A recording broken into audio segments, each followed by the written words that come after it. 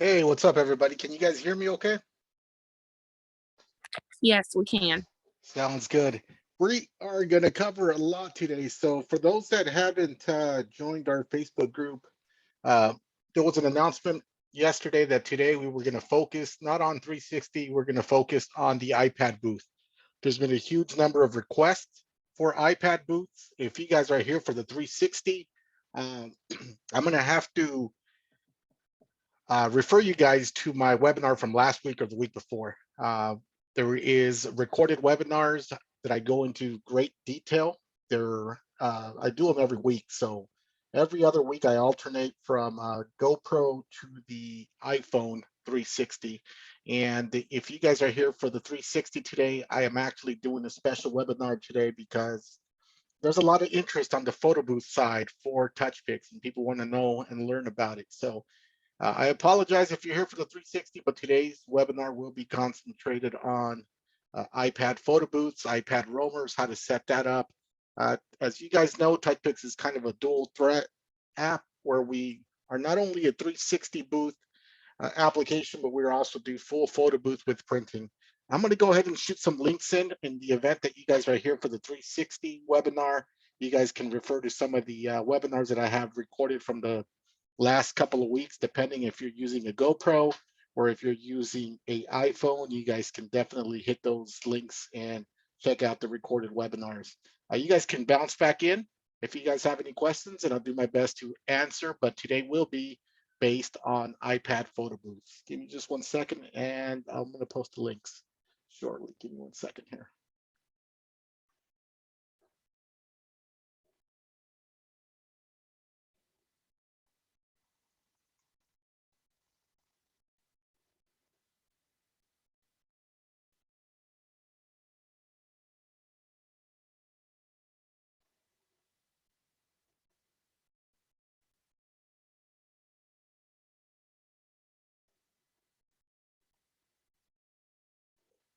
So if you guys can make it over to the chat bar, I'm going to go ahead and put a link there. This is where the Touchpix webinars from a few weeks to last month are posted. I post all the sessions. You will find different titles. Some of them will say iPhone, some of them will say GoPro.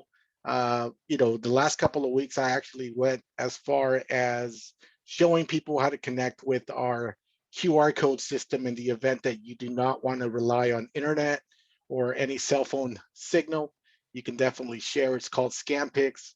Go ahead and hit the YouTube page if you're here for that. I'm also going to refer you to the Touchpix YouTube page because it does have short tutorials, and you'll find a tutorial for almost anything on Touchpix. Give me 1 second here. I'm about to post it on the chat again. And next week, we'll resume back to the regular scheduled 360. It's just that there's a lot of people out there that are trying to make that extra money doing roaming photo booths or iPad booths with printing. And we feel like we've kind of left you guys hanging for quite a bit. And we want to show you guys how to actually start making more money with the other side of Touchpix, which is the photo booth side. With that being said, we have support. When you pay into Touchpix and you're paying into the subscription for Touchpix, we offer, give me 1 second here, I'm gonna mute. Somebody has an open mic. If you guys can mute yourselves, that'd be great. That way I don't have to mute you. Thank you. We offer a 7-day support team. It goes 7 days a week from 10 a.m. to 7 p.m. and we operate under the Central Standard Time, right? You can get a hold of our support number by dialing the following number, which I'm going to post now within the chat. I'm also going to post, I'm going to post an email address where you can get a hold of us if you need further assistance or may want to schedule a one-on-one, or, you can schedule a few in groups. Sometimes it's more efficient. So that's our toll-free number. If you have any other questions, you can hit up our support at touchpix.com email, or you can reach me at dj1 touchpix.com email. Just wanted to provide you with some valuable links. Again, I posted the YouTube links for 360 base webinars, and we're about to get started with the different setup for the regular iPad booth. So I'm hoping a lot of you guys are here for the iPad booth. Just to get a quick poll on how many people are here for the iPad booth. If you could just type in 1 on the chat room, that'd be great. If you're here for the 360, I'm sorry. If you could type in a 2, that way I know how many people are here for specific things.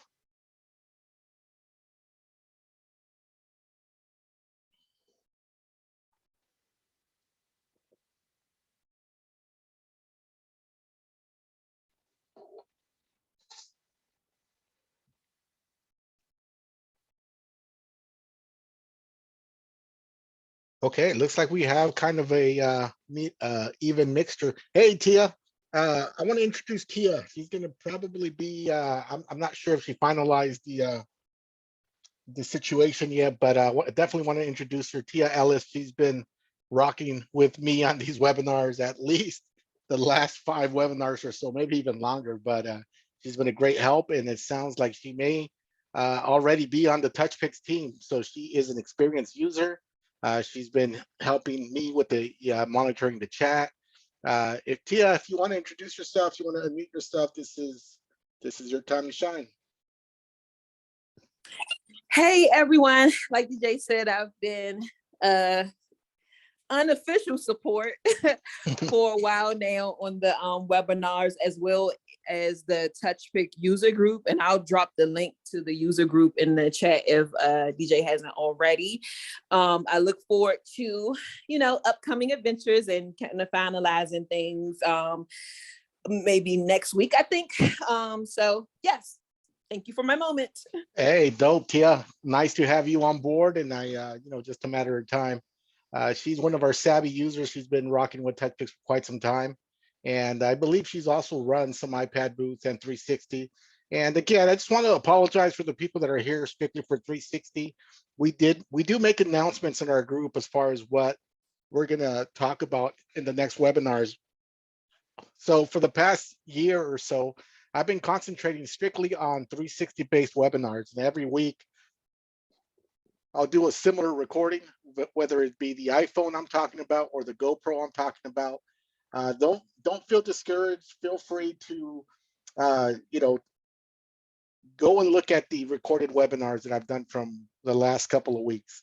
They're titled with regards to iPhones or GoPros. Feel free to jump back on the call if you have questions.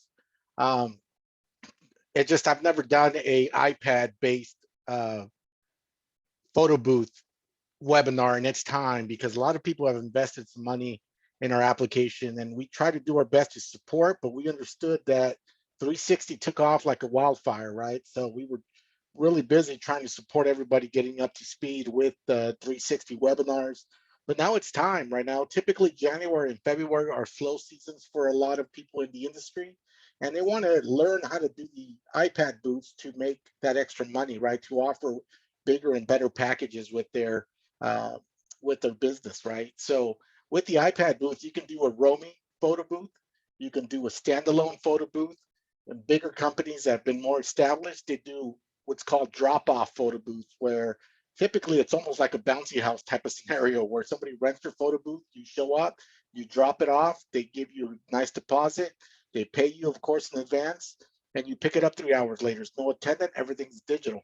There's a lot of money to be made in those typical style booths, right? Obviously, if you're going to offer printing, you're going to charge a little bit more money, because now printers and media are pretty expensive right now with the media shortage, right? Now, if you're going to do roaming photo booth, you can make more money. Roaming photo booth is just kind of like a handheld photo booth that you can take with you, and you capture these special moments, whether it be on the dance floor, whether it be on the, if you're doing a wedding, you can just walk around the guest tables and take just beautiful shots of people that would normally not go into a photo booth. And I'm talking about, older people, or maybe people in wheelchairs, right? That typically are kind of shy or embarrassed to go into a a photo booth or even stand in line while they got all these young kids kind of acting up. So those are the people that typically miss out on that celebratory moment. But if you have a roaming photo booth, you can walk around, take some shots, capture some great shots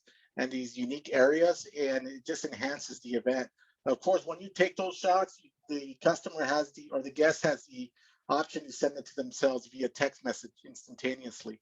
You know, if you do roaming photo booths now for a festival, somebody hires you maybe for some type of festival, maybe a company or, you know, car dealership or, you know, whatnot, some type of business, they'll hire you because they might want to collect data, right? And the data they may want to collect can either be cell phone numbers or it can be email addresses. So now they want to use that data to mass market to, you know, for their business. So obviously they're paying you some money to go out there, walk around, mingle with the guests, and be able to capture these good moments or these great shots.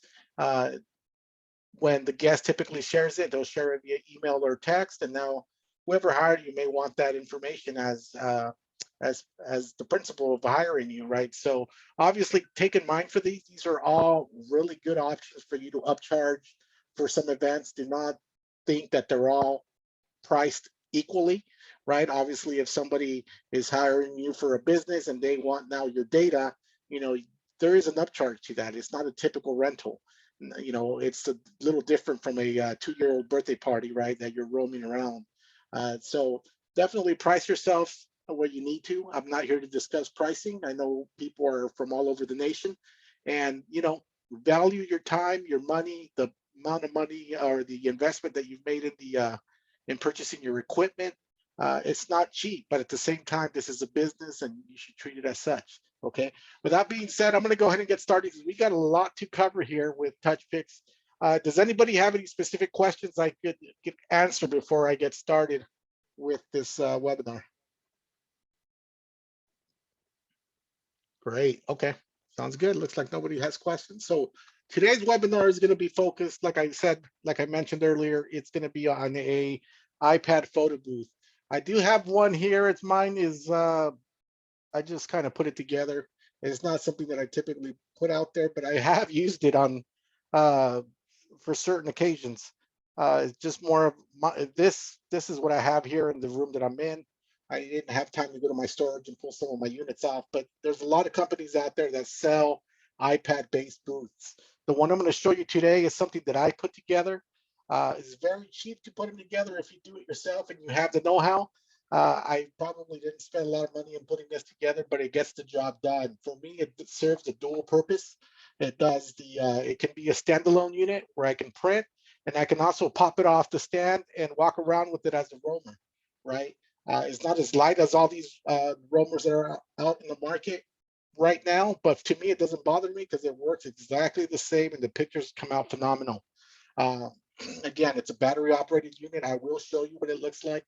If you guys have specific questions with regards to what I used, I'm just going to revert you guys to send me an email, and I don't mind sharing it. I used to sell these as a kit way back when, over 2 years ago, and I just stopped doing it because I just got so busy. But these are actually good options if you're trying to explore the market, or you know, if you want a turnkey, there's plenty of manufacturers out there that sell phenomenal units. I highly recommend Mo Booths. He makes some awesome iPad booths at a great price. If Tia can put that on the chat room, it's MOBOOTHS.com. Moses Ortiz, he always takes the time to kind of school down some customers on how his booths work and how awesome they are. If you need any questions, he's great with support as well. We also, you know, utilize booths from like Danny Max. Danny Max has been in the industry for quite some time. He manufactures all his booths and roamers. So, you know, whoever you choose, make sure it's the right fit for you. So with that being said, I'm going to go ahead and get started on the iPad webinar with Touchpix. Okay, so right now, if you're brand new to Touchpix, this is the main screen here. This is the touchpix.com screen. This is what's considered your homepage as far as when you go set up an event. If you don't have an account already, I would suggest you go over to my account, click on my account. I'm actually going to log off so you can see the process. So I'm going to go ahead and log off my account. And then I'm going to come back in. I just want you guys to see the entire process of, what it takes to log in and log off or register. So if you go to touchpix.com, if you already have a login, go ahead and log in. If you don't have a login, you need to register for an account. Similar to the 360 booth, most steps are identical. There's just a few extra steps in different areas with regards to how to set this up for pictures, right? But if you don't have an account, I suggest everybody register. You want to register with your first and last name, and please, the email address that you register, make sure it's associated with your Apple ID. So on whatever device you want to activate the Touchpix account, make sure that the Apple ID is similar to the one that you registered with. It's going to alleviate a lot of headaches with your subscription, right? That's how it's tied to a subscription, and that's how it tracks you. So this is a great way to create. If you don't have like a business Apple ID, this is a great chance for you to create a separate Apple ID that's associated to your business. The reason why I say this is because a lot of people, when they're starting off, they'll register it with whatever Apple ID is on that current phone, which is great. But if you plan to scale up later and you have some photo booth attendants that you're sending out with some devices, you don't want them to have access to your personal data. So if it's your personal Apple ID, most of the information is going to carry to other devices sharing that Apple ID. But if you create a business Apple ID, you won't have anything on there except your business related purchases through the Apple App Store. So please take that in mind.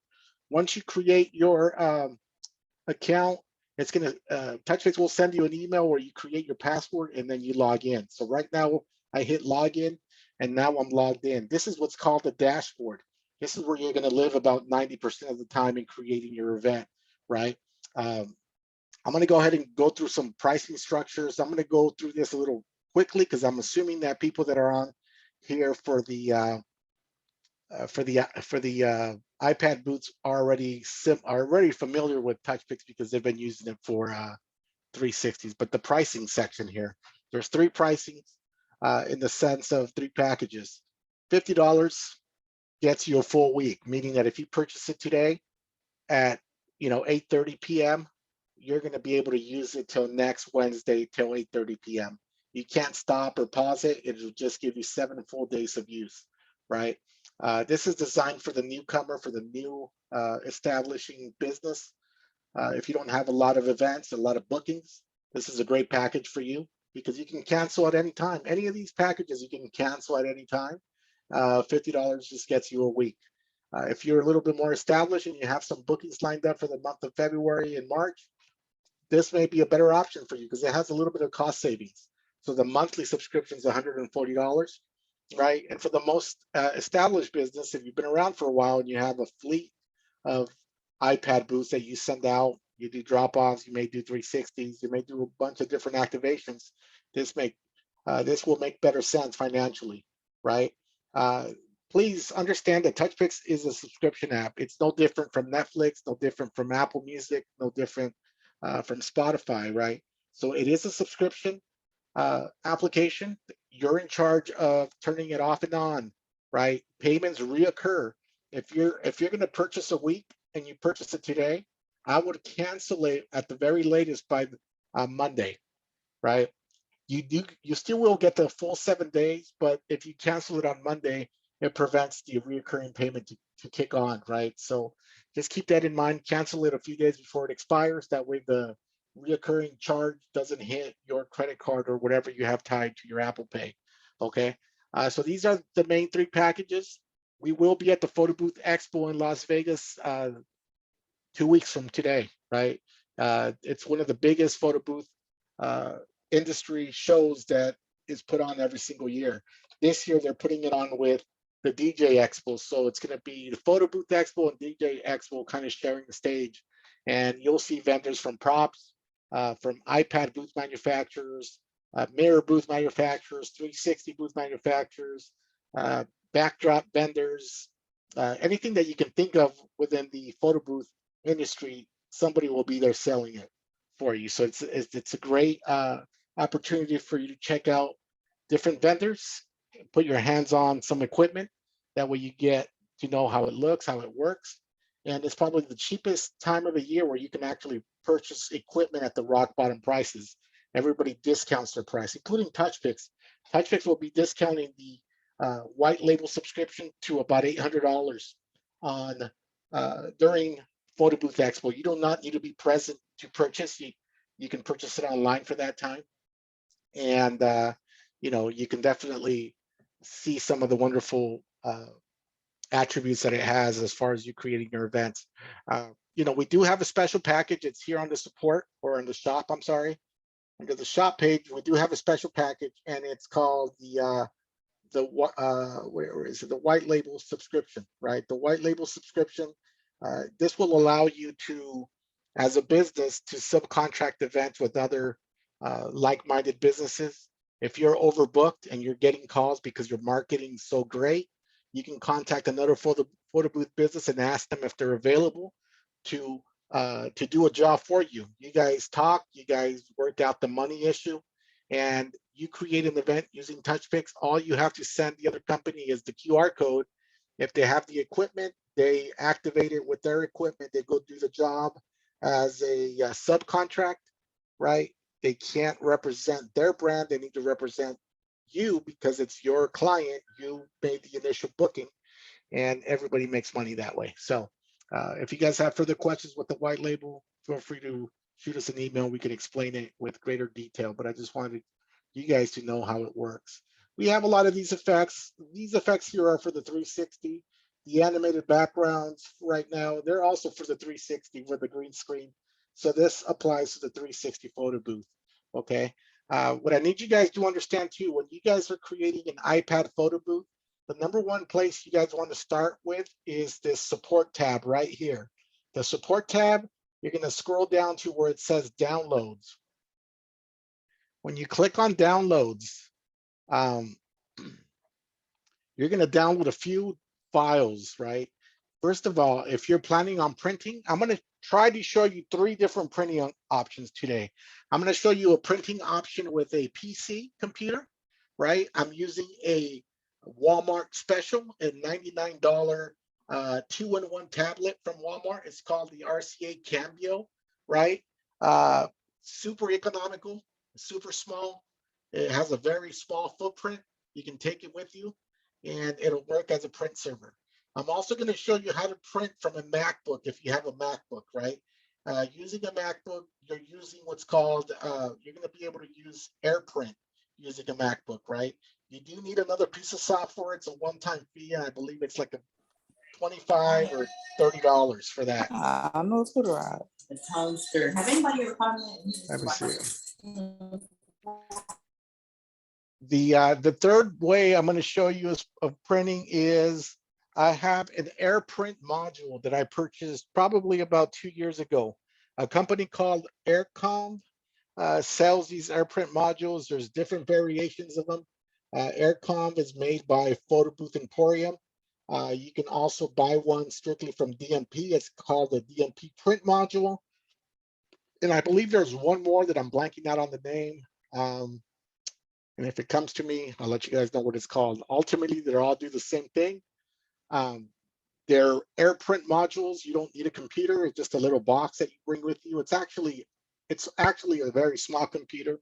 They're all made from Raspberry Pi, and it's super portable. Bring it with you, and it'll allow to print. The reason why you need these devices to print is because the iPad is unlike a computer. It doesn't have what's called the print drivers, right?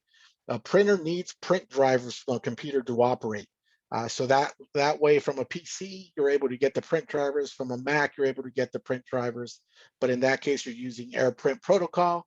And from the Raspberry Pi, you're getting print drivers through the AirPrint protocol as well. So that kind of explains why you need that medium device to connect to a printer. A lot of people ask, well, how come photo booth printers don't have AirPrint technology like normal house printers? It's usually a financial decisions. Usually house printers, they make them in the thousands. So it's more of a economical decision that HP or Epson uses, right? Versus more of a commercial printer. It just costs a lot of money for that technology to be applied. I'm sure they have to pay somebody for that, for the ability to use that. And that's why it's not on any modern commercial photo booth printer yet. But it's important that you download these files here. This is your print server. This is for Windows only, right? The other thing that you're going to need is download your overlays. Please make a note, these overlays are in a format of Photoshop. We're getting into a process where we may convert these into regular PNG files and allow you just to design them by themselves, right? It's a transparent PNG, but right now these overlays come to you in a matter of a PSD file, which is Photoshop only. The files that I'm going to show you how to use today, I'm going to go ahead and give you the blank versions. I can't give you the actual templates because I purchased my templates through a provider called Photo Booth Talk. It's an awesome service. For those of you who haven't heard of it, it's a subscription-based template service. It has literally hundreds, if not thousands, of templates to choose from, and you can format them, change the text, move things around however you please if you decide to do that. The thing that a lot of people get discouraged from Photo Booth Talk is that they come in the form of Photoshop files as well. So I know from kind of reading some of the comments in Touchpix, a lot of people use Canva, right? These are not Canva friendly. They're meant for Photoshop. So they, just throwing that disclaimer out there. Photo Booth Talk is an awesome provider. They charge a very affordable yearly fee. I think now I pay $100 a year. And I get unlimited downloads to any of the templates that they have. They update them every month. So for me, it's a win-win. And, I just kind of been using them for a long time. So I won't share the exact templates that I'm going to be using. I'll give you like blank templates just with the picture placements. It's because I'm not allowed to give those because I'm paying for that service. And I definitely don't want to get banned from that service. I will give you just the blanks though, meaning that it'll just be the cutouts with a white background. But check it out. A lot of people can do these for you, or a lot of people can design, and there's a lot of freelance people. So if you download these Photoshop files, I'll show you how that looks like. And then lastly, you're going to want to download the branding files, right? The branding files help you kind of navigate how to design your start screen and things of that nature. I will give you some MP4 files today. Shoot me an email. The MP4 files I'm going to use go on the attract screen, right? And I'll explain how those are used once I get there, right? So I want to show you something real quick. I'm going to see if I can go into, I'm going to go into my iPad booths, right? So are you guys able to see this folder that I just opened up here? It's called, I think I called it Touchpix iPad booth. Within this folder here, I downloaded the necessary files that I need. The Touchpix templates here. So I'm going to go ahead and open the Touchpix templates, and just so you guys can get a good idea of what it looks like, the Touchpix template, once I open it, I'm going to double click on number 1, right? And it's opening up in Photoshop. So this is the template that Touchpix gives you. It gives you the placeholders, and it gives you kind of where the photo strips are lined up and where they're going to be cut in the middle, right? From this point DJ, on, yeah. we're not seeing it on the screen. Okay, let me go back. Is everybody else, can you guys see the Photoshop template? Now we Yes. do. Yeah, Yes. now we can. Okay. Yeah. Now we can see. Okay, let me go back again. So are you guys able to see my desktop here, correct? Yes. Yes. Okay, so Yes, we can see it now. I created a Touchpix iPad booth folder, right? In here, I downloaded the templates right here, Touchpix templates from the website. I'm opening up the templates. Are you guys still able to see the templates that I just opened up? Yes. Okay, so now I'm going to pick template number 1, which is the photo scripts 2x6, and it opens up in Photoshop, right? So in Photoshop, it's already given me the picture placements where the picture placements are going to be. These you cannot move. You can design all the way around these, but you can't move them, right? If you're familiar with Photoshop, these are what are called layers. as soon as I deactivate this light here on this eye here on the right-hand side, these picture placements go away, right? They're just there for you to know that once you design around these, you know, they're going to be, you can remove these to save this file as a PNG file. I've already created something here, right? I'm not going to show you how to create a template because I downloaded it from the Photo Booth Talk website. And this is the template that I'm using, right? See, these are templates that you download from Photo Booth Talk. I can't give you this template, but I'll give you the white version of it, which looks like the one we just opened, like this. That way you know where to place them. But I'm just trying to show you how they look, right? In this case, I can change the text. I can change the date if I wanted to change the date. In this case, I'm going to remove that date on the lower right-hand side. Everything's categorized into a specific layer, right? If you notice, if I unclick this eye, which has the person's name, it's going to disappear from that side, right?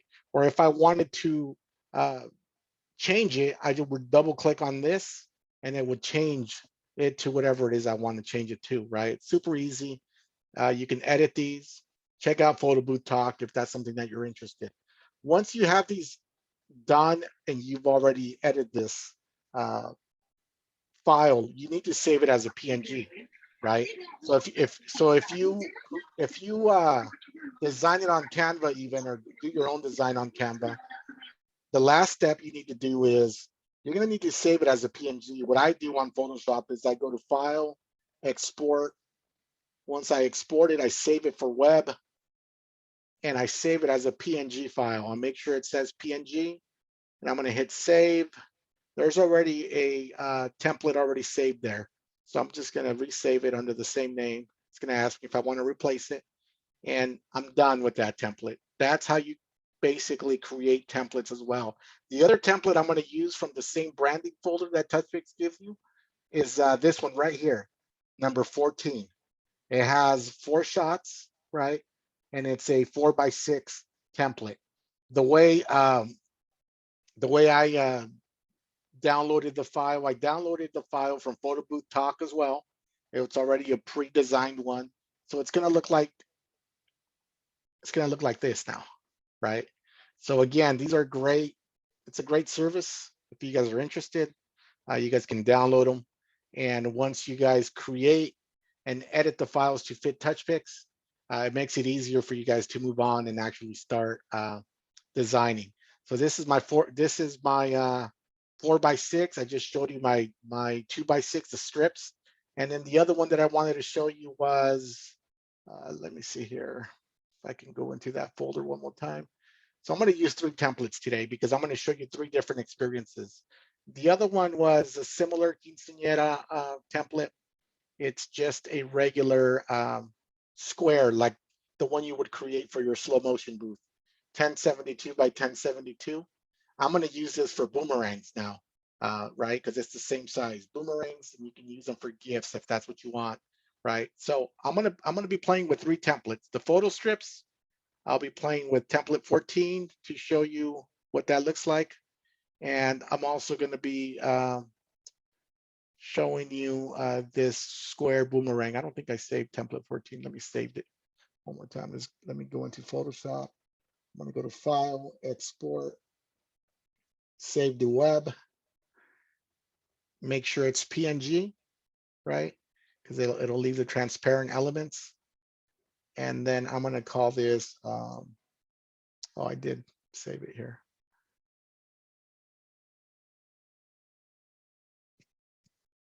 So now I saved it into that folder. So this is the preparation that you need, right? The other files that that I can give you at the end of this webinar, I can give you some start screens, right? The start screens I can give you can look something like this, right? You can use a regular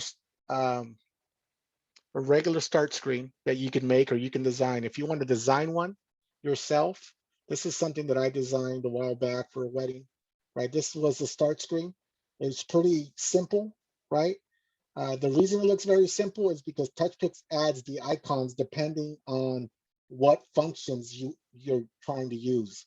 For example, if I'm using photo boomerang, and video and GIF, it'll add the icons by itself, right? I already know where the icons go, and I'll show you how I determine that as I move into showing you how to create one, right? So this is something that I just did as a start screen, right?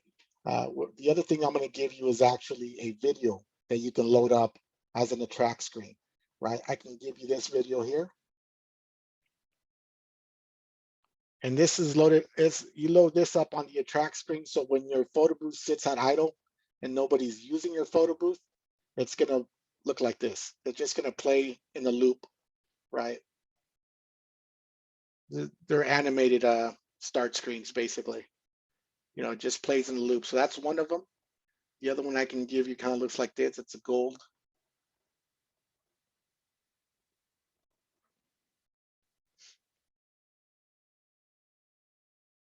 Right, and these are great alternatives because it actually catches people's attention when the photo booth is not being used, and you can use something like this. So I don't have a problem sharing these with you.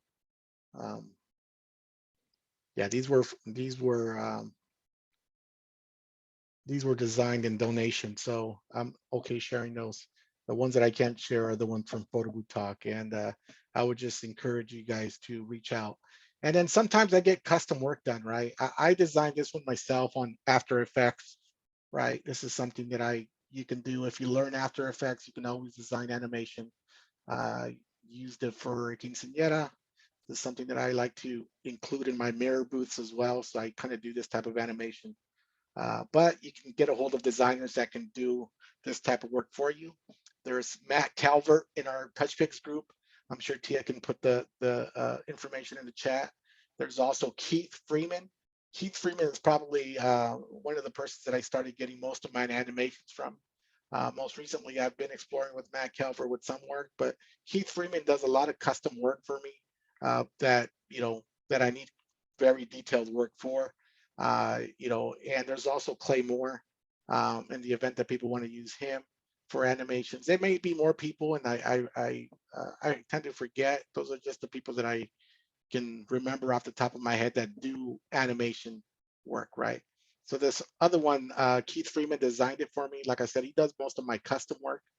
And this was another wedding that I did. If you look at the animation, he was able to extract their photo and make it a start screen. So this type of service is what's going to set you apart and doing, some of these events, right? Obviously, this is going to warrant a bigger,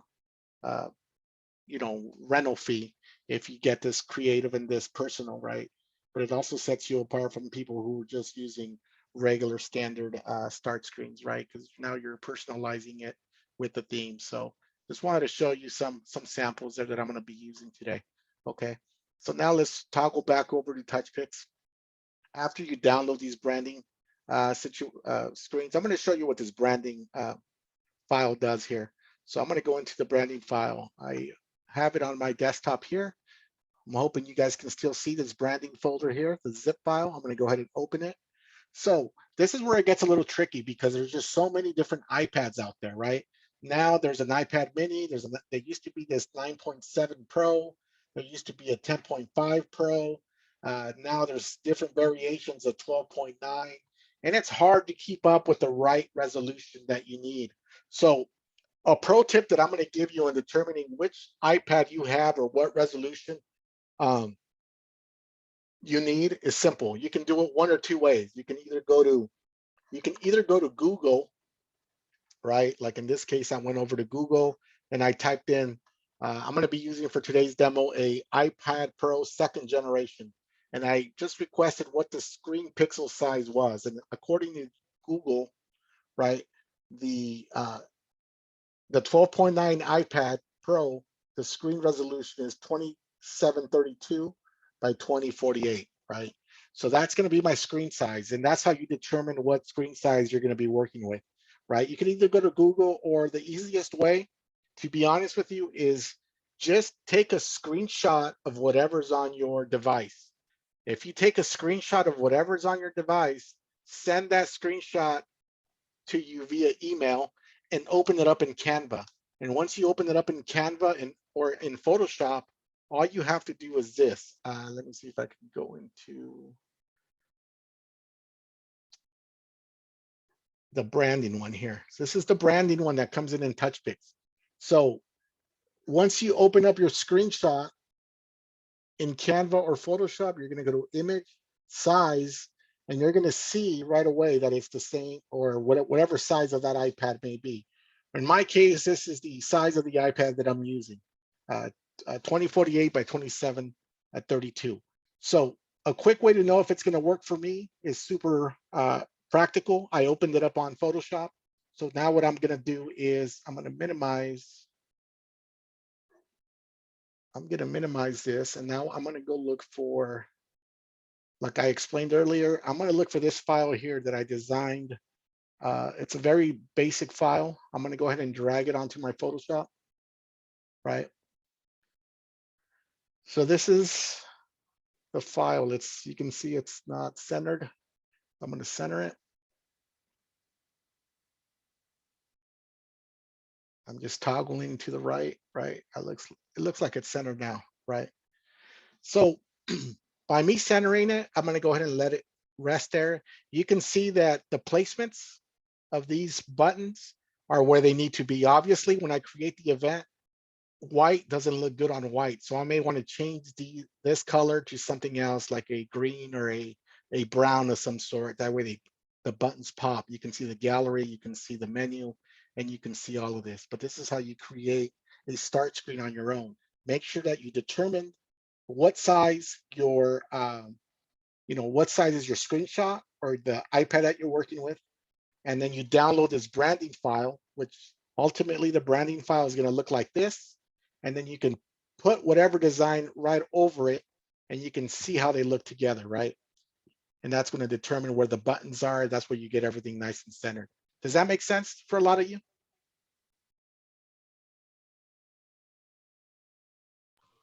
Yes.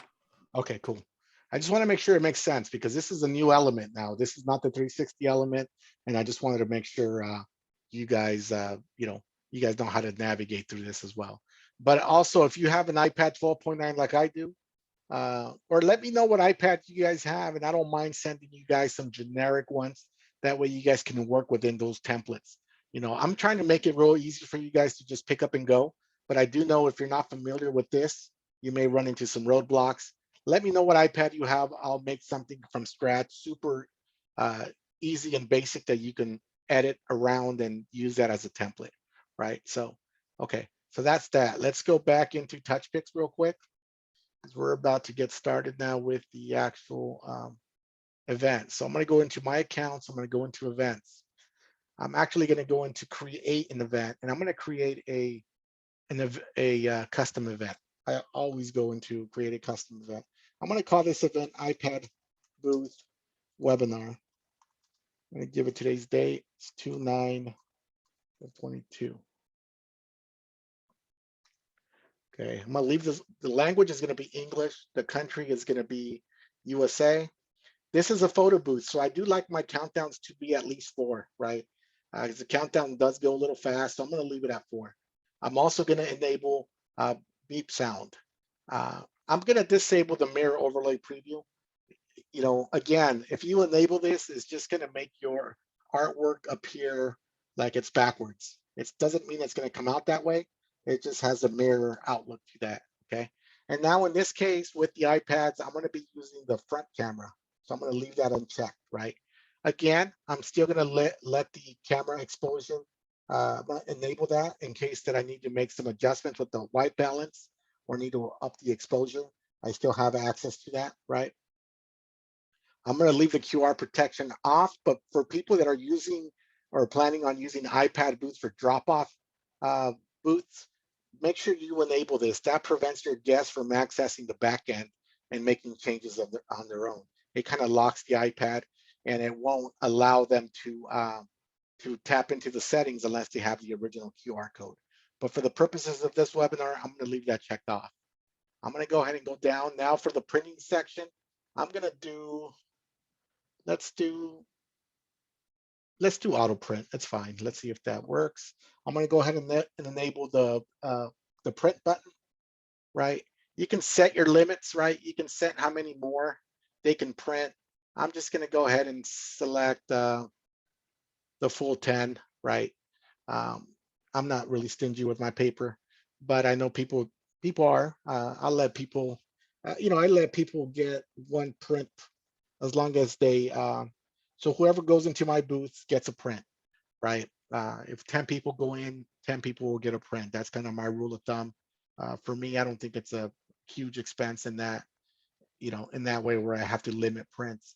Now, if it's a festival, then I would limit prints because obviously you're going to be printing in the high hundreds. So definitely just take that into consideration.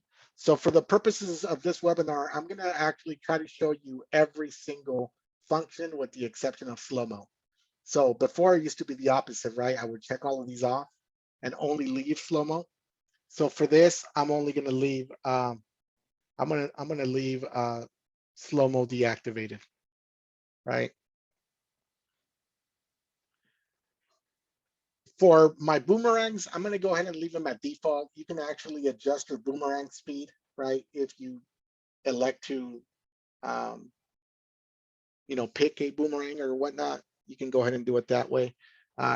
If you noticed earlier, I'm gonna be showing you two templates. One of them is the photo strips. The other one's gonna be the regular landscape 4x6 print.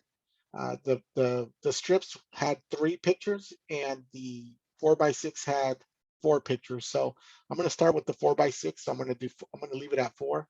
You can change the GIF duration. If you guys know what a GIF is, it's just this is the speed between the frame. You will see it on the demo that I'm going to do.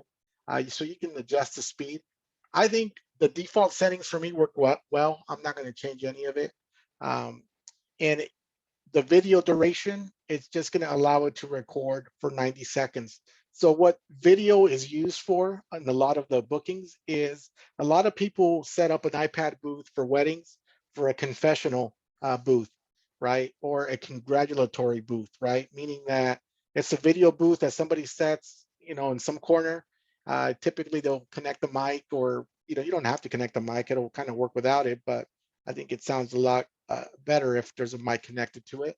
And the guests will come in and you're just going to leave congratulations videos for the bride and groom and say, hey, Teresa and Tom, thank you for inviting me to your wedding. We're having a blast. We wish you all the luck in the world and things of that nature. And then at the end, you have the option to either edit every single video and provide an output to your client, or you can just, simply just give it to them as is, right? But those are extra ways to make money if you want to do that, right? You don't have to do video booth. You can just do photos or boomerangs, or you can just do photos, or you can just do boomerangs. It's whatever you want to do from all of these experiences. I'm just going to show you how to do everything.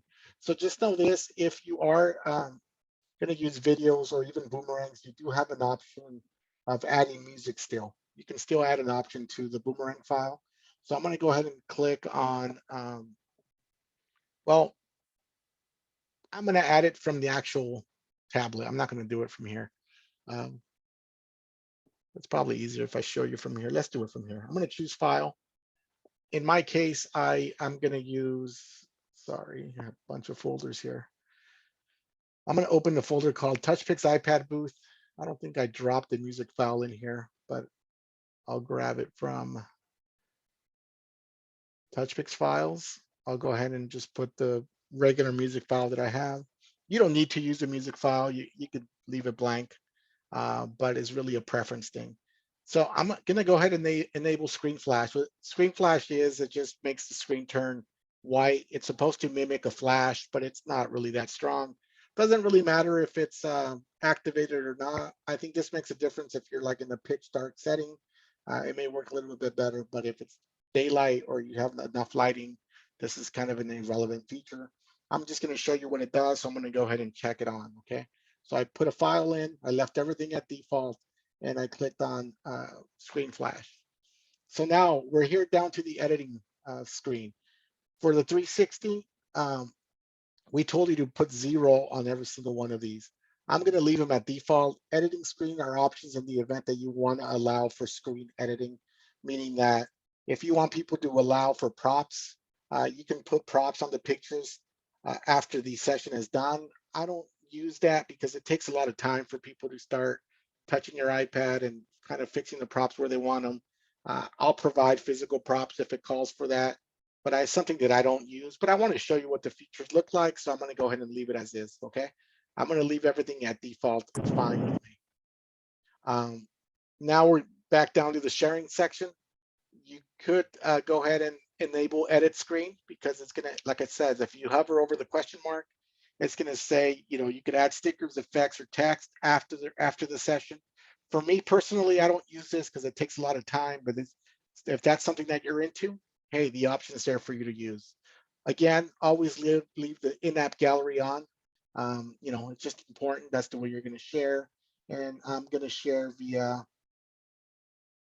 the following methods. All of these methods similar to the 360. I'm not using Facebook, Twitter, or copy, but I have everything else enabled in the event that I want to share in that forum, that specific way. Email subject, again, this is your way to brand your business and have the guest know how to contact you. Once they receive your delivery file, this typically says something about your business or how to contact you. I keep it very consistent. All of these four will be the same. So I will use something like, thank you for using, you know, instead of Touchpix, it'll say like XYZ photo booth. You can reach me at, you know, the following. I use phone number, but I don't use special characters. So I don't have any dashes. I don't have pounds. I can put like a whatever number I want without the special character, then you'll be fine, right? But you're going to want to use the same message in all four sections. I'm going to leave it as is. And then you have the option to use props. So the prop section, there's categories to this. If you're doing a wedding, you may want to use wedding props. If you're doing a birthday, you may want to use birthday props, right? In this case, let's see what the wedding props look like. So again, these are the wedding props that are available to you to use. Again, if I go over to birthday, you're going to see the birthday, it changes, right?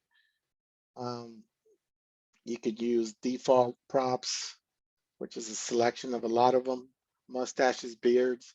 I mean, this is cool if you want to allow your guests to do props after the fact. Again, it just takes a little time. And if you're being hired by the hour, technically you're going to want to supply your own props and try to zoom through as many sessions as you can. But the option is there in the event that you want to use the props there. So I'm going to go ahead and leave it at default. I'm going to go down to the branding section. So this is where it gets a little interesting, okay? The app logo. The app logo still, again, if you were to use, if you were using some type of screen mirroring function, whatever file you throw in the app logo, you know, if you use a screen mirror function for the slideshow, right, you will have your business name up on the slideshow. You can do a slideshow if you want, if you have an Apple TV. You don't need to, but that's, again, that's an area where you can charge more money, right? It just gives you a better presentation if you elect to do it that way. It'll work great without it. It'll work great with it.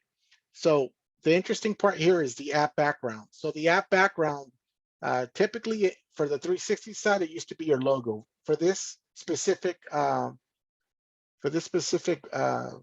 branding spot, you're going to want to use the file that you created, right? The file that you created, I'm going to use this one here that I showed you. It's called Christie's Wedding. Remember how it had the white logos?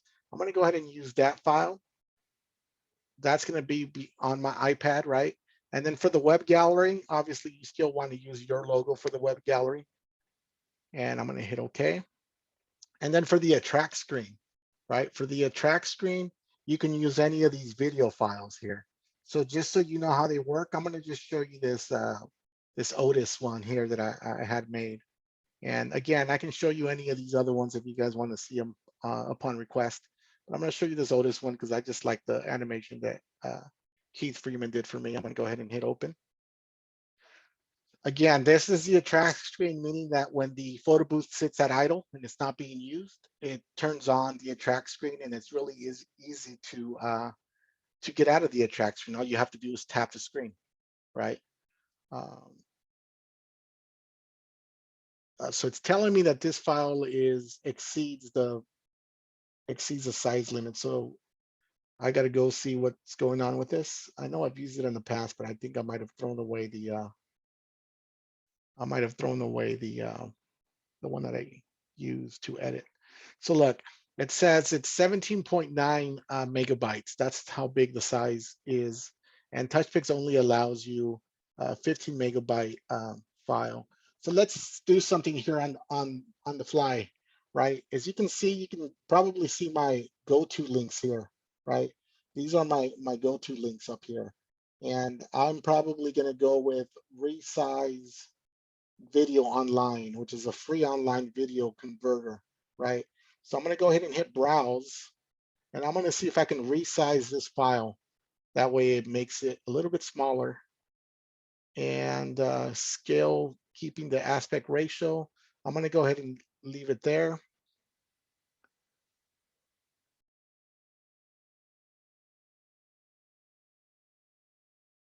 Okay, I'm going to keep the aspect ratio. Okay, so I'm going to go ahead and hit upload video.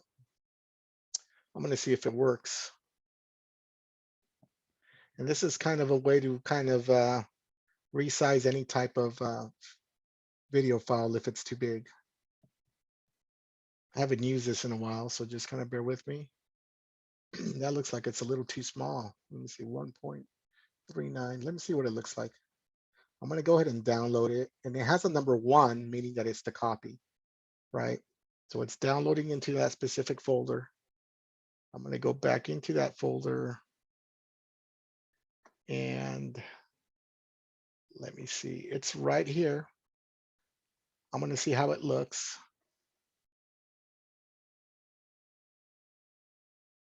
It doesn't look bad. I just want to make sure that everything's good. Okay, so let's try to use it. So I just resized that video real quick using a free online converter, I guess, or resizer. Let me go back into.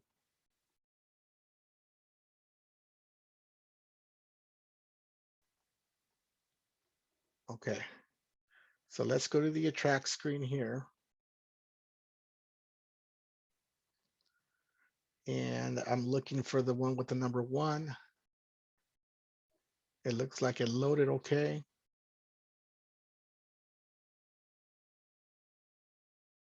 Leave it at company name. And now I'm going to change my button color.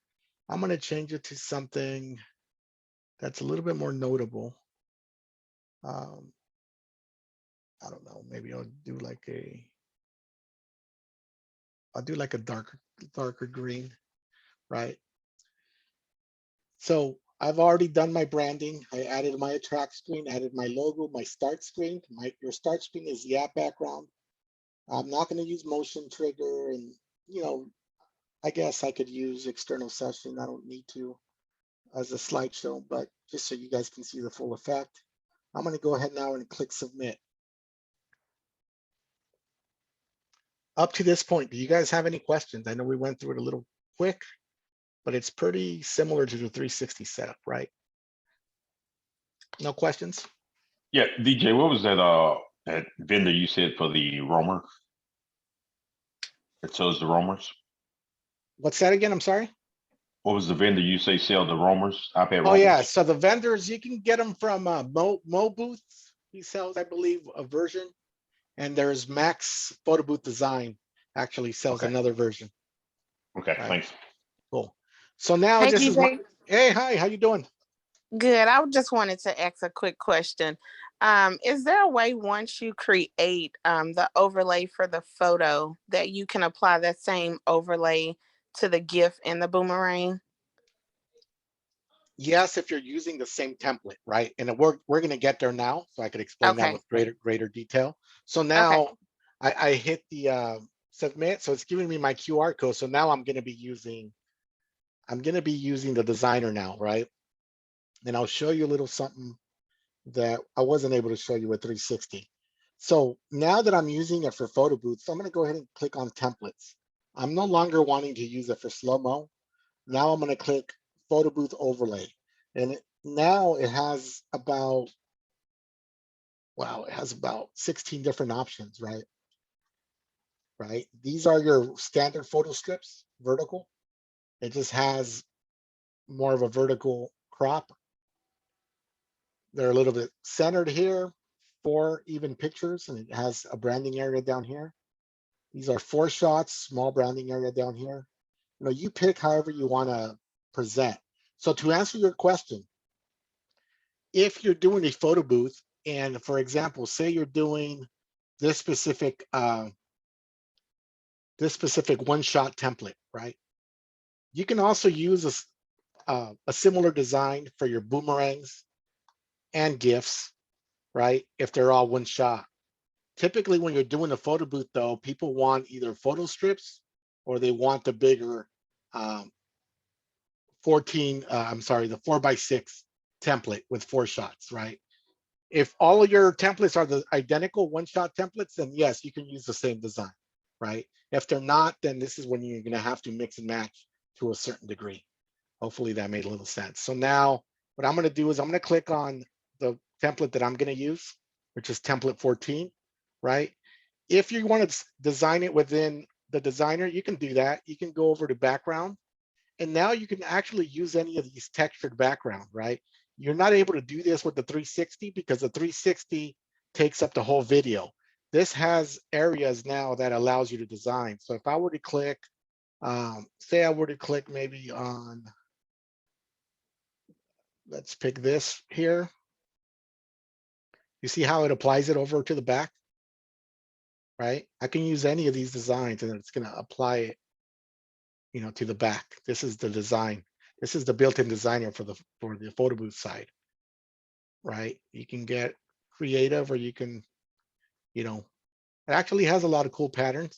And from here, you're still able to add text, right? Because you can still add text just the same like you would do it on a 360 photo booth side, right? So if I were to add text, just to show you, you know, how you can get creative with this, you can actually go and add, let's go over to stickers. And from stickers, I would probably get somewhat of a banner type of thing. Let's see if I can find one.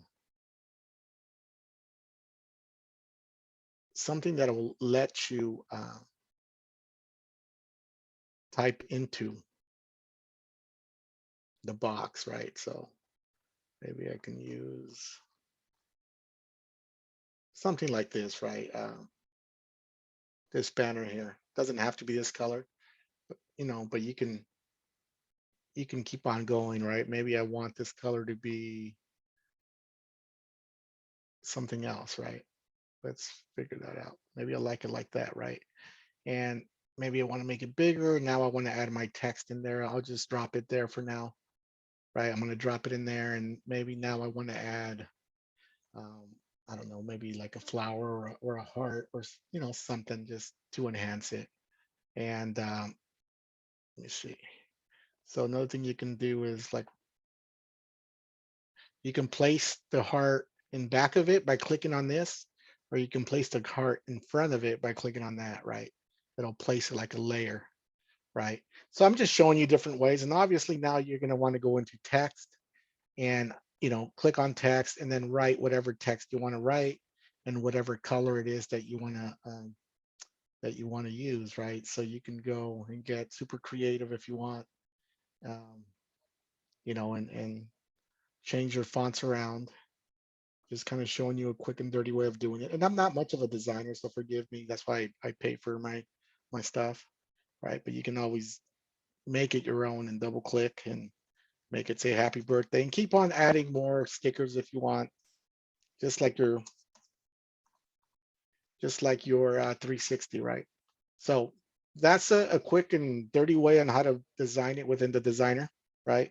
So what I'm going to do now is I'm going to show you how to upload it from somebody, or from like a service that I use, like Photo Booth Talk. So I'm going to go to custom overlay, click on browse. It's opening where I have them saved, and I'm going to click on that specific file that I want to use. It brings it down here, and now I'm going to click on that, and boom, it just added the template there, right? And to me, that looks more refined than anything that I would be able to create. But if you guys have the design skills, by all means, it's just I don't, and that's why I always use somebody else to design, just because you know, that presentation matters to me. So if that's something that I want to use, I'm going to go ahead and click add template.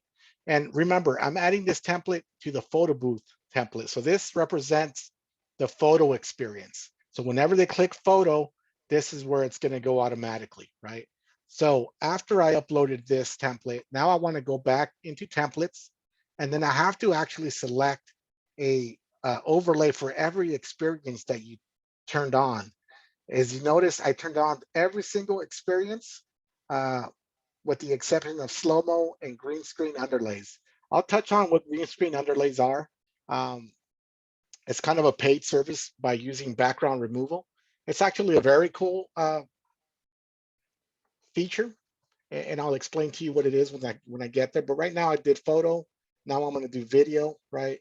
So for my video booth, I'm going to be using the same size that I use for 360, right? Now I'm going to go over to upload. You could design it the same exact way, but once I go to upload, I'm going to go to custom overlay, and then I'm going to use this one right here.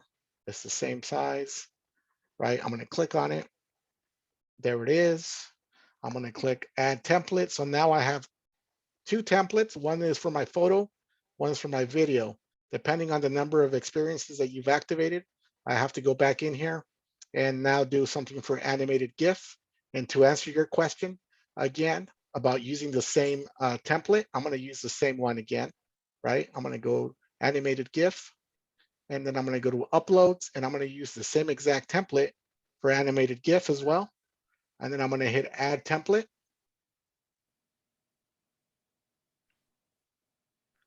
So now from here, I'm still going to go back over to template.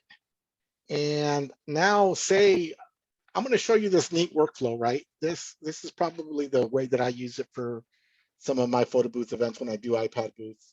This is what's pretty cool about Touchpix. So now what I'm going to do is I'm going to go and pick that template that I just used. I'm going to use animated GIF print 14, right?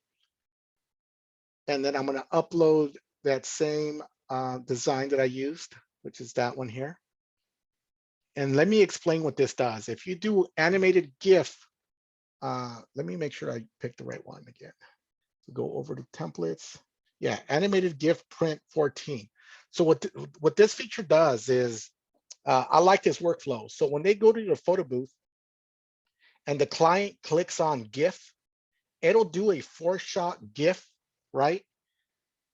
And it'll give them a 4-shot GIF, but it will automatically print this template as well. So not only will it print, not only will it do your that square animated GIF that you'll see, and I'll show you a sample of what that looks like. It'll print this automatically, right? And then I'm going to go ahead and, I think if I didn't do it already, I'm going to go ahead and hit. I just want to make sure I added it. Okay, here we go.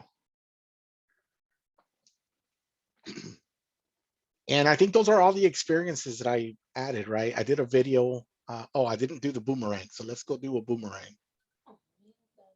Boomerang. For me, the boomerang is going to be the same one, number 2, right? I'm going to hit uploads. And then I'm going to click the same square file for the boomerang. Hit add template. And we're basically done right here. So I'm going to go and scan the QR code real quick. But I want to let you see how to verify it, right? Give me one sec here. To verify it, you go over to my account, hit events. And if you go to event right here and you click on overlay, you're going to see a file for every single experience. This one's for video. This one's for photo if they hit the photo button by itself. This one's for boomerang. This one's for the GIF print. And this is the GIF animated overlay. So you have everything covered from this point, right? So now we're ready to go to events and scan into the event. The way I'm going to do it real quick is I'm going to click on QR code. And I'm actually going to take a picture of the QR code so I could transfer it over to my iPad. Give me one quick second here.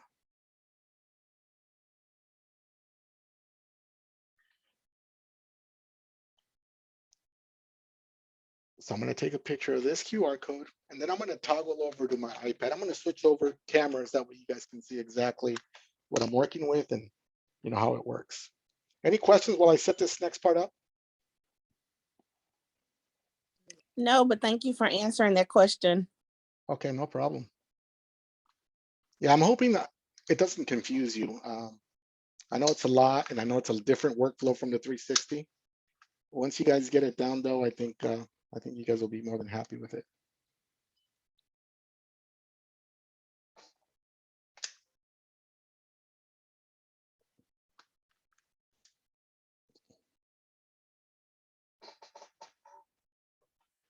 Here we go. Just bear with me. I'm still trying to set this thing up here. Did it seem like it was a complicated setup? I know it might have been because you guys are not used to seeing it. No, it actually wasn't. I walked through the steps with you, so. Oh, perfect. I'd like to Pretty hear cool. that. Right on. I got to make myself the co-host. Give me a sec. Let me see. Here we go. All right. So I'm about to share the screen with my handheld camera.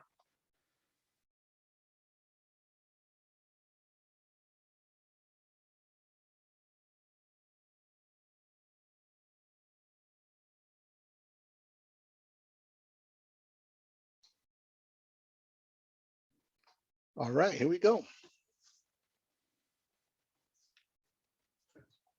So this is kind of the iPad booth that I'm going to use for today's demo. It's super basic, like I said. Don't mind the sanitation station because I also use it as a hand sanitizer base for COVID. So as you guys can see, this is a ring light, right? It has an acrylic faceplate.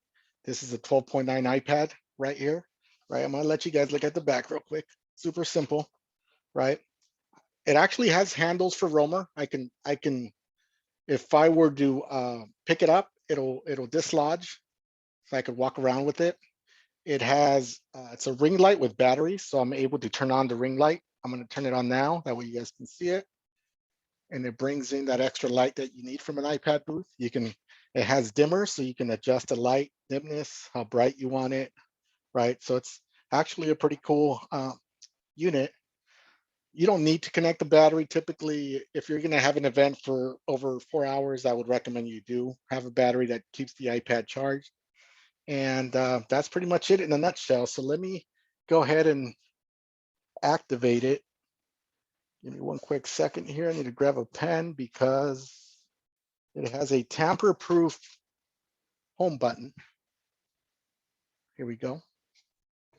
So as you can see, it has just a pinhole size for a home button. And I'm just going to open up my iPad real quick. Sorry. Let me put in my magic password. Okay, so now I'm going to go over to, let me turn off the light for now. It doesn't blind you guys. I'm going to go into Touchpix. I'm going to go ahead and hit activate event. I want to activate the event.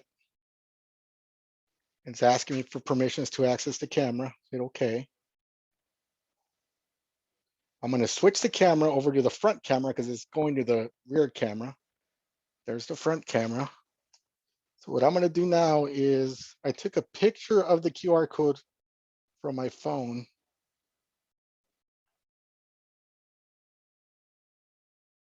I want to make sure I grab the right phone though.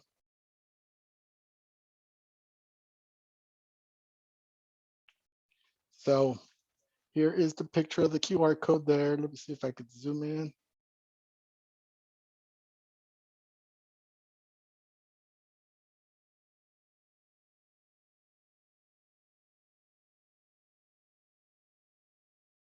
There it is. Event recognized. So it's setting up the event.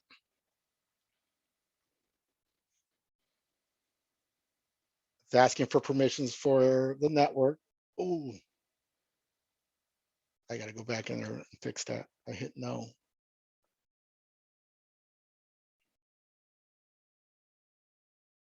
Okay, I'm gonna go back in there and fix that. I hit no to the local network by accident. But as you guys can see, check that out, right? So this is the start screen automatically. There's the experiences, right? I used green, I probably should have used black or something. Photo, video, boomerang, and animated GIF. I'm gonna let it just do its thing real quick while it's loading the Apple TV. In the event that I wanted to use it for a slideshow, I can do that as well. Let me actually turn on my TV, that way you guys can see the full effect of it.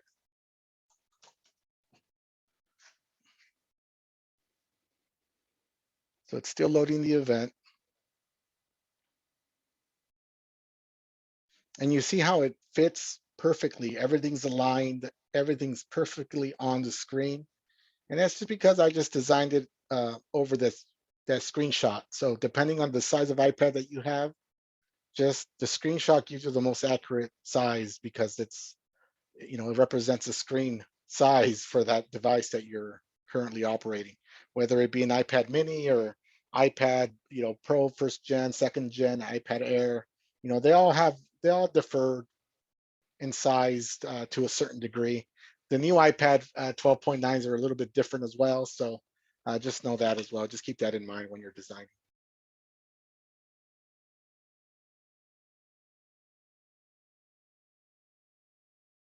That's about done loading the Apple TV stuff. Go ahead. That's a nice background. Thanks, man. Hey, Charles, what's up? Where you been hiding, Charles?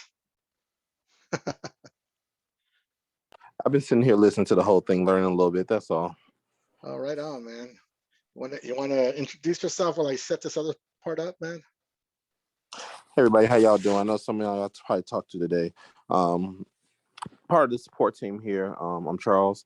So y'all ever need, call in to the 1-800 number or email or Facebook group. I'm here to support you, help you, and get you through it.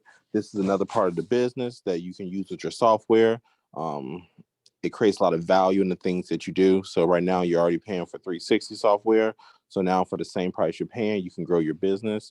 So definitely use this as a tool. Roamers, Photo Boost, great stuff. Perfect. Thank you, Charles. Here we go. So yeah, so I'm going to do something real quick. I'm not going to connect it to the printer yet because that might take me a little bit. So right now what I'm focused on, I guess, is doing a photo, right? So I'm going to go ahead and click on the light real quick. I'm not going to take a picture, but you guys will get the idea. Right, so this is it. I'm going to click on the photo experience, right? You guys can see the camera there, right? 3, 2, it's going to take 4 shots. 1,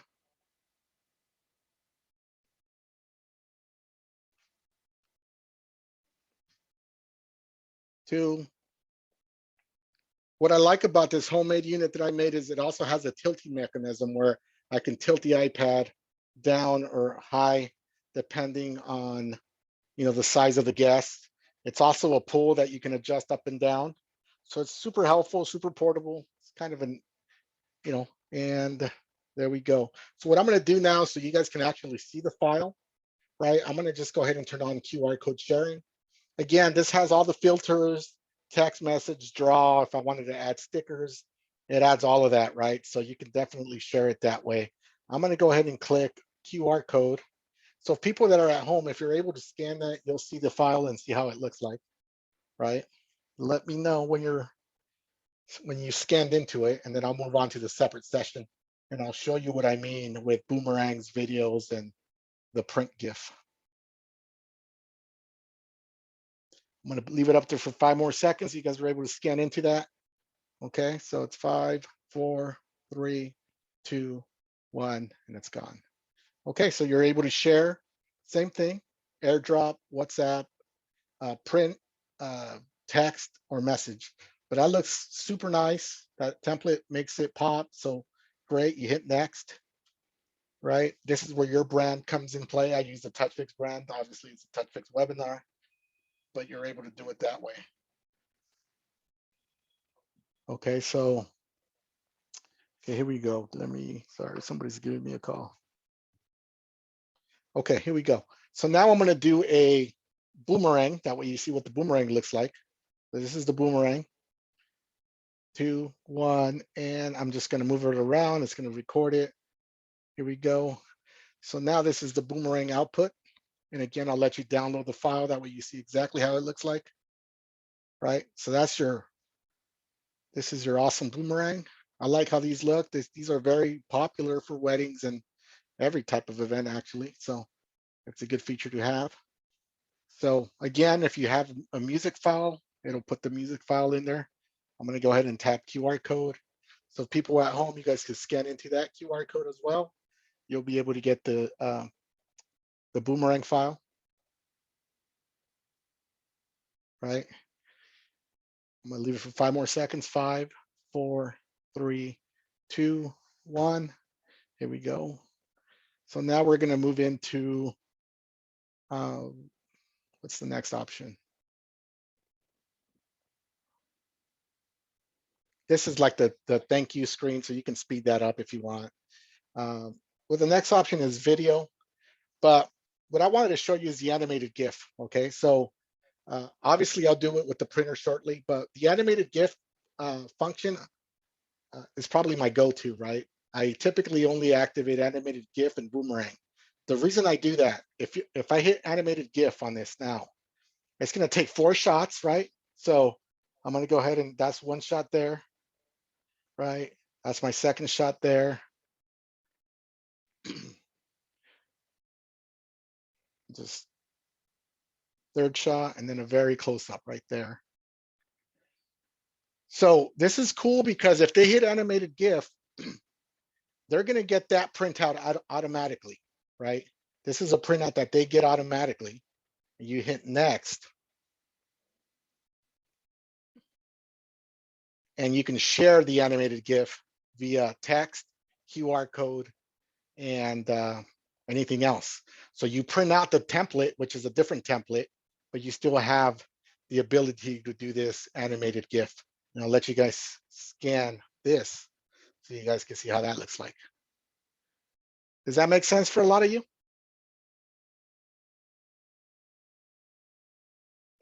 Yay, nay, maybe? Here we go. Yes, it does. Perfect. Yeah, I like that workflow because it makes your job a lot Yes. easier. That animated GIF is probably the sweetest option because not only does it send it to your printer as a whole different template, but it sends them the digital file. So, okay, I took that off. And then I want you guys to see the attract screen right now. I'm just gonna let it hang there for a bit. And the attract screen should come up shortly here. I'm gonna turn off the light. That way you guys can see a little bit better.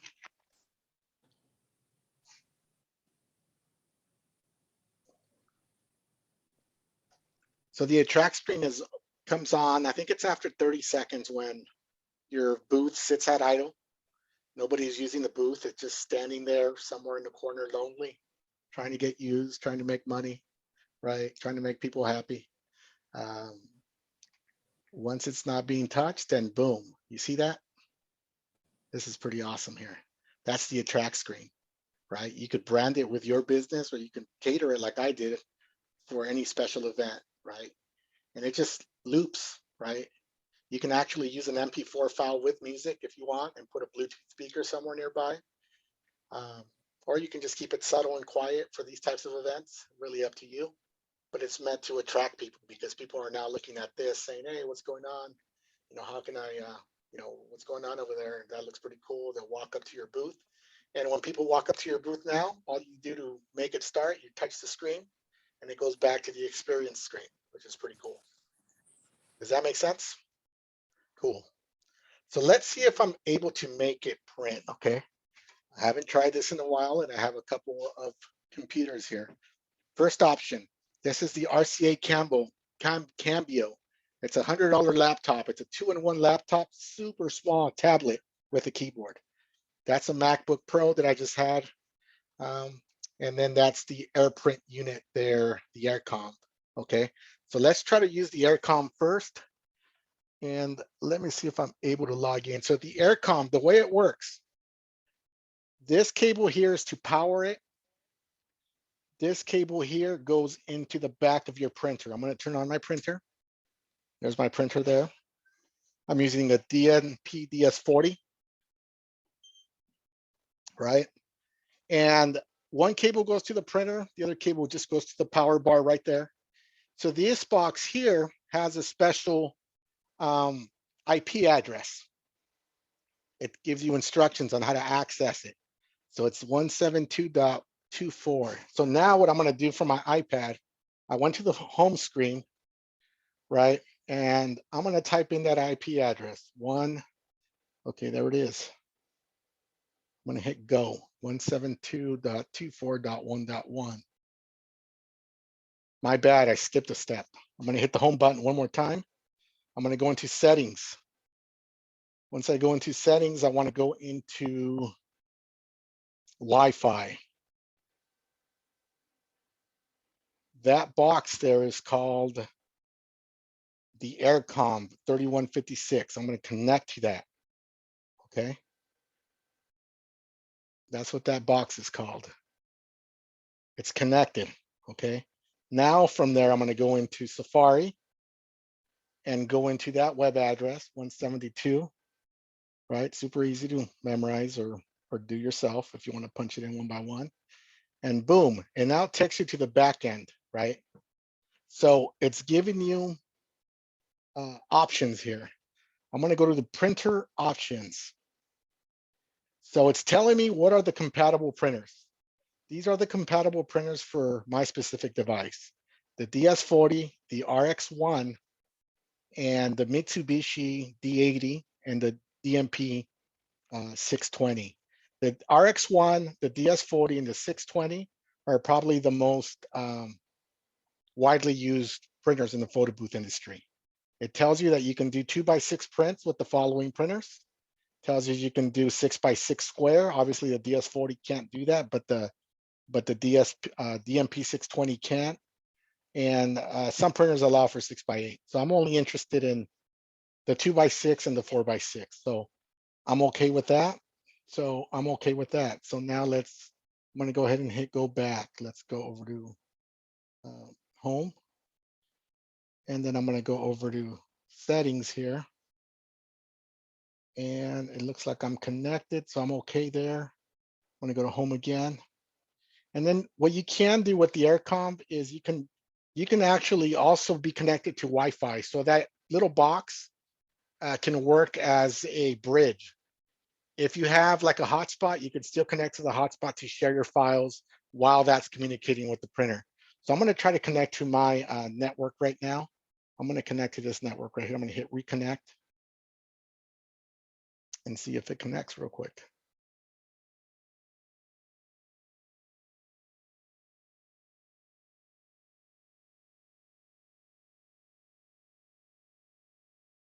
So now it says the Aircom is now connected to the internet via external Wi-Fi, which is great. So now, once I established that the connection is made, I made sure that the printer's good to go. I'm going to open Touchpix. And what I want to do is actually go into the main settings. I'm going to go into the settings, and then I'm going to toggle over to where it says printer.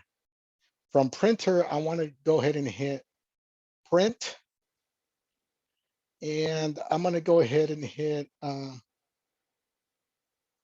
AirPrint under connection type, right?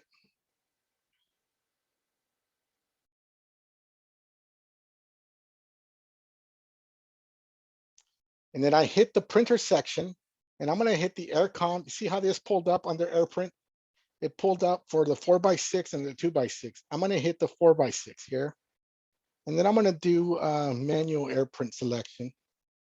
And then I'm going to hit go back. So now let's try it, see if it's going to work. Let's do an animated GIF. I haven't done this in a while, so if it needs a little bit of tweaking, I can always adjust it. So here we go. 2 shots, 3 shots, 4 shots, and it should print the 4x6. Let's confirm, right? So there it is. I'm going to hit next. And then I'm gonna hit printer selected. Okay, I'm gonna select that same printer, it's fine. And then I'm gonna hit print.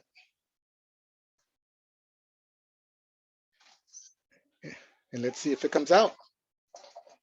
So it's wireless printing via that little box right there.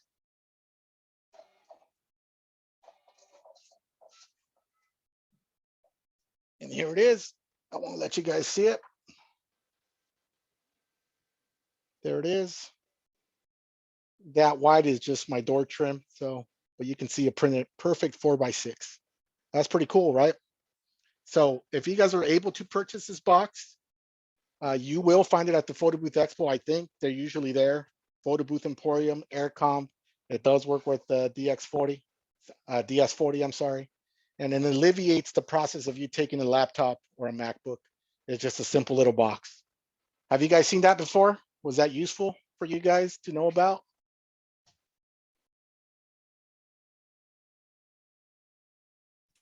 Yes.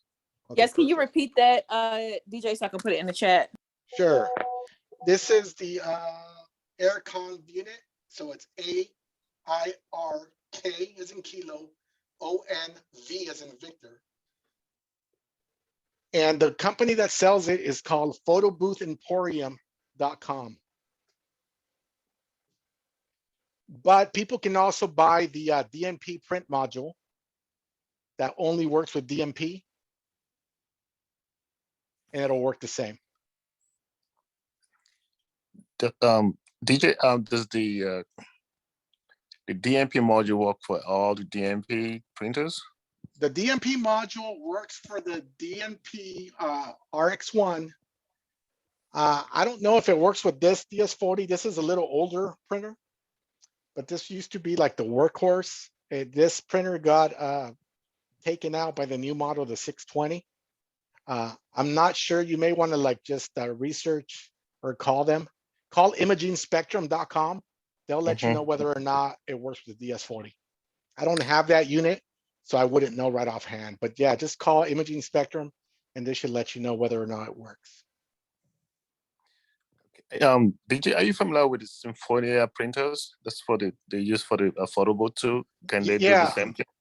I'm familiar with the Symphonia printers. I'm not sure if they're not going to work with the Aircom box, and it's not going to work with the DMP module.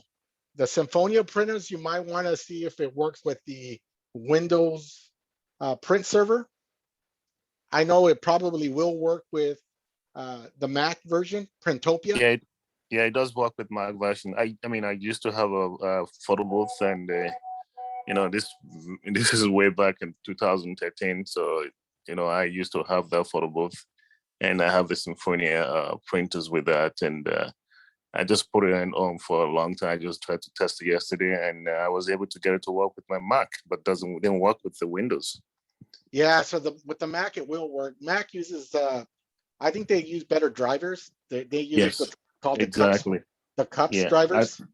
It's what I mean. I struggle with the window ones, but I couldn't get it to work with that. I got it to work with my Mac, and it was pretty dumb. Yeah, you may want to invest in a cheap secondhand Mac. I run Printopia, so it could work off of AirPrint as well.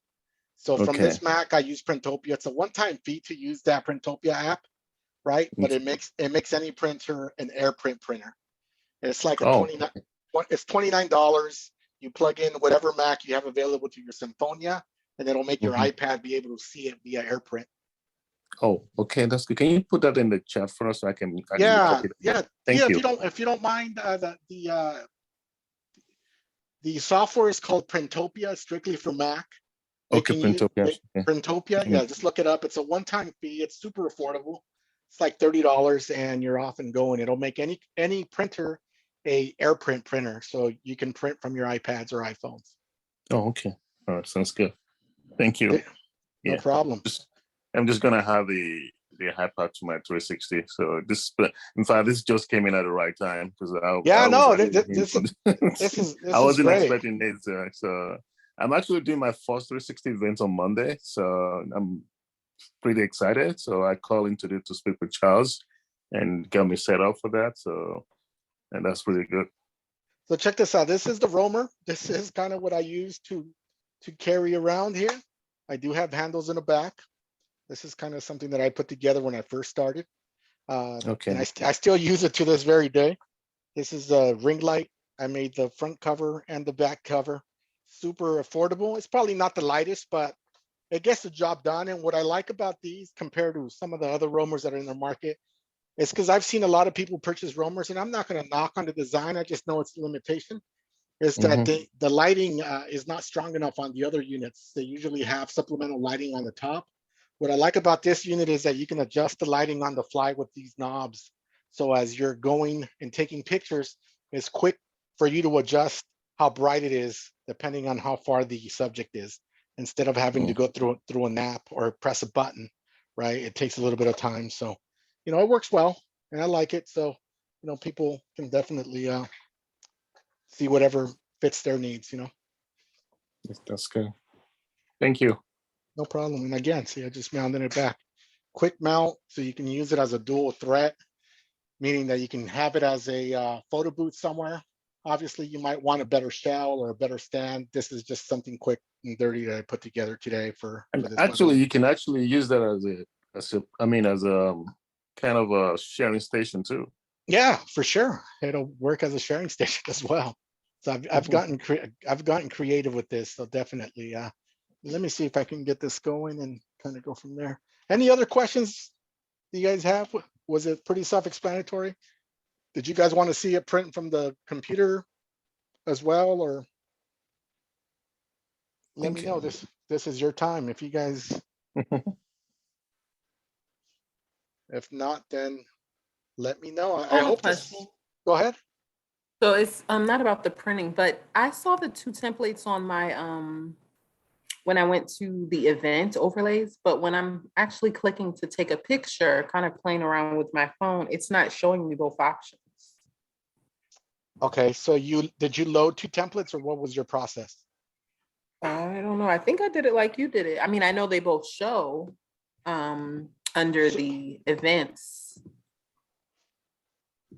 So I guess a quick way to determine whether or not you did it correctly would be to go over to Touchpix on your web account, click on events and click on overlays, right? And depending on what you see there, it'll. Oh, okay. The other one says slow-mo overlay. There you go. Oh, how did I do that? Okay, let me try to fix it. Thank you. No problem. No problem. Yeah, any other questions, or need to see anything else that I can show you? I mean, it's a great way to make extra money. You know, you guys have 360 booths already. This is kind of a no-brainer, right? To make extra funds and utilize the app. And not only can you install it on your phone, you could install it on iPads, and you just need to make that investment in creating your own photo booth or roamer, depending on what you want to offer. But it's definitely doable, and you guys can definitely get creative with this.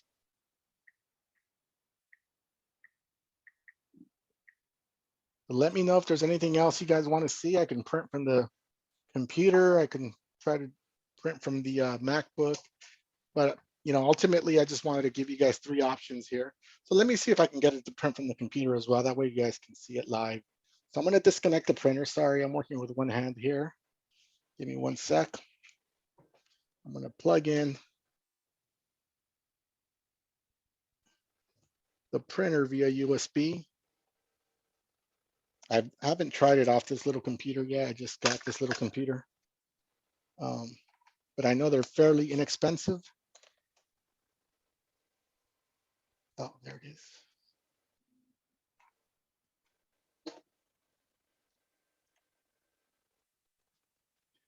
Okay, so I just connected the computer via USB. And what I'm going to do now is go over to the print server.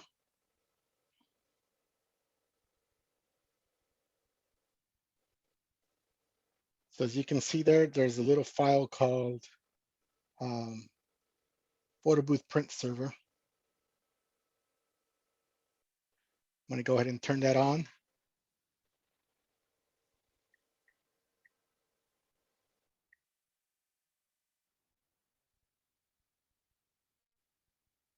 So what I'm gonna do so it doesn't conflict, I'm just gonna unplug the power of this little module.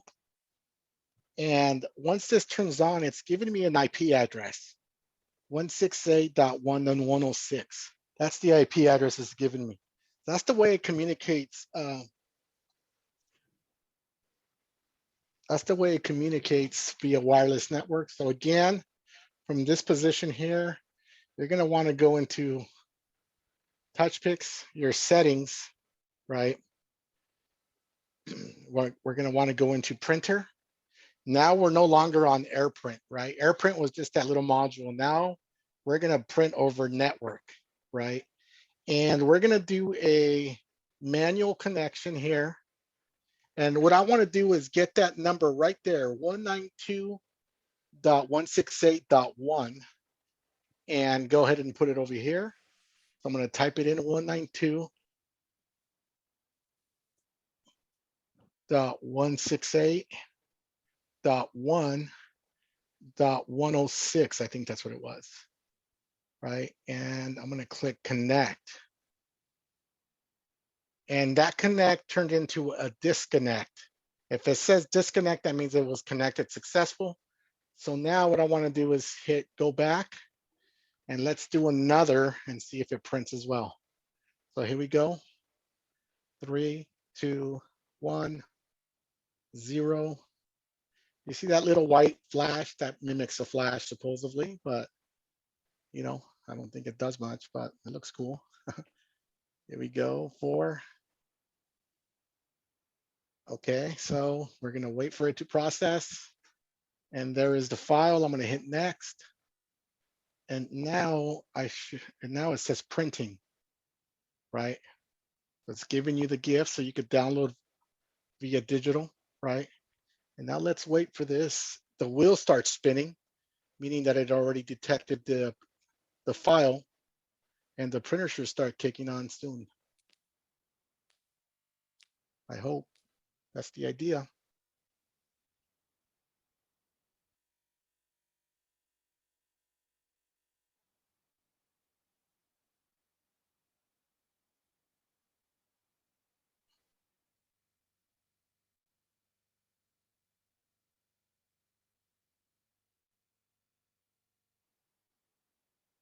Okay, so now it says page 1 document. It took a little while, but I don't know why it's opening this.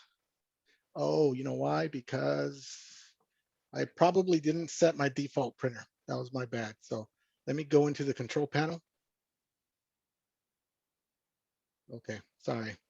Since this is kind of a newer computer to me, I did not tell it that there was a printer here. Let me go to my control panel real quick.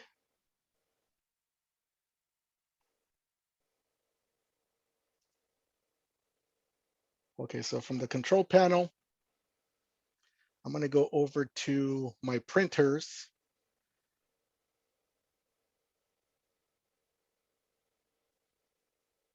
Okay, here we go. Hardware and sound. Then I wanna go over to printers. And I should be able to see the drivers are not there for this printer. So let's figure out what happened. Oh, I didn't download the drivers. That was my bad.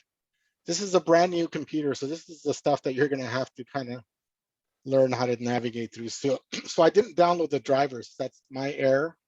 It's a brand new computer. I was probably in a hurry to get this up for you guys. So to download your drivers, depending on which printer you have, you're gonna wanna go to whatever manufacturer. So I'm gonna go DMP drivers, and it should take me, I'm gonna put DMP, the model node, DS40 drivers, and it should take me to the manufacturer's website.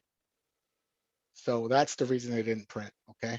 So I wanna make sure I'm going to the confirmed website and I'm not gonna go get a virus from somewhere. So I'm going to driver DS40. I'm gonna be able to see, make sure this looks legit to me. Let me see, I'm gonna hit on I agree, and I'm gonna download the print driver. Yeah, this is kind of something that you guys always will need to know and understand when you guys are installing it for the first time. So now it's asking me for the country of origin. I think I might have gone into,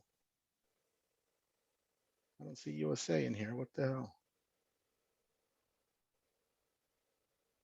I think I might have gone into the European website.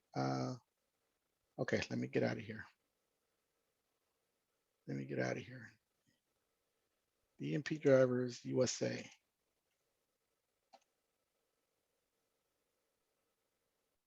Okay, here we go.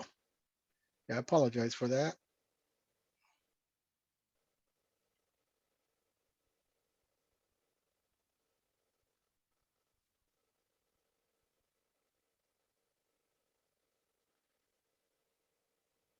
That's important. You need the drivers for every printer. So it's telling me which printer do I own, and I own the DS40. I agree, and I'm running Windows 10. So I'm going to download the drivers for Windows 10.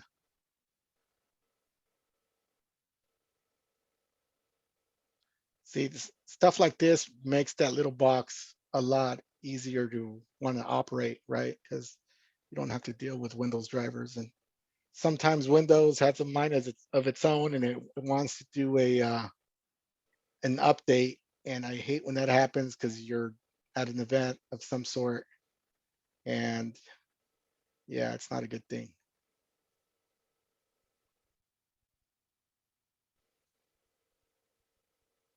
So I'm installing the drivers now. Okay, I don't know what's happening here. Let me see.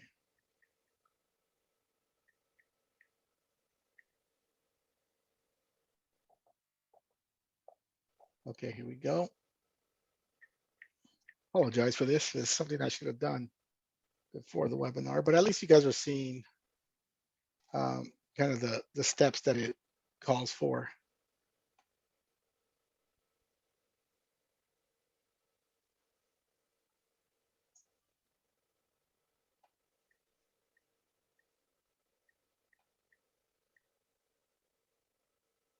Yeah, so it's not cooperating. Give me a sec.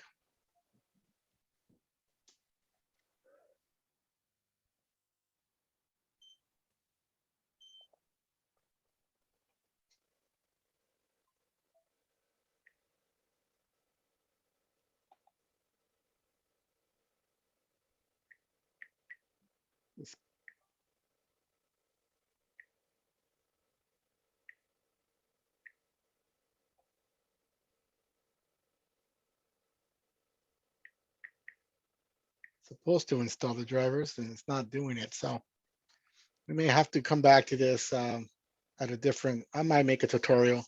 What I have to do, I could already see my computer. I just got it for this purpose, but what it's doing right now, it's doing the Windows updates, and one of those updates might be that driver. So I don't want to interrupt it, but it does work. You saw it spin. It was just me. It was just a matter of me loading up the correct driver, and based on what my computer's doing, it's loading up the updates right now. But if you guys have any issues, I have no problem in helping you guys out. If you guys decide to go this route with a small 2-in-1 laptop, you know, I've helped people before by remote connecting and helping them load the drivers. But this is really an easy step. You saw the connection, how it connects with one another. You saw it spin, meaning it was communicated, and it just my machine doesn't have the Windows drivers. So hopefully that made sense for a lot of you guys. So I know it's a little late. I do have a little bit of time for questions if you guys want to ask some questions. If not, then I definitely thank everybody that's still on the call. I know there's still 16 people on the call, and I appreciate and value your time as well. Anybody have any questions? Are we good? You guys have a good understanding on how to set that up? We're just gonna rewatch it again. Yeah, sorry if I went fast. No, you're okay. I mean, it's late. So. Jay, when is the next one for the 360? It'll be next week. I just wanted to throw this out there today, just because I needed a webinar for the photo booth side of things, right? So this will be up on YouTube. This will be up on YouTube by tomorrow. and I'll resume the 360 webinars next week again. Okay. Can I ask a question, Studio, Sure. regarding 360? Sure. The trials, the trial, the 7-day trials stuff. Can you use it as many times as you can use it, or can you use it on a paid gig or something like that? You mean if you have a 7-day trial? Yeah. Yeah, you can use it. Is it a full functioning? Is it a full functioning? It is. It's a full functioning 7-day trial. Oh, okay. Okay. Yeah. All right. That's good. Okay. How do you get the 7-day trial?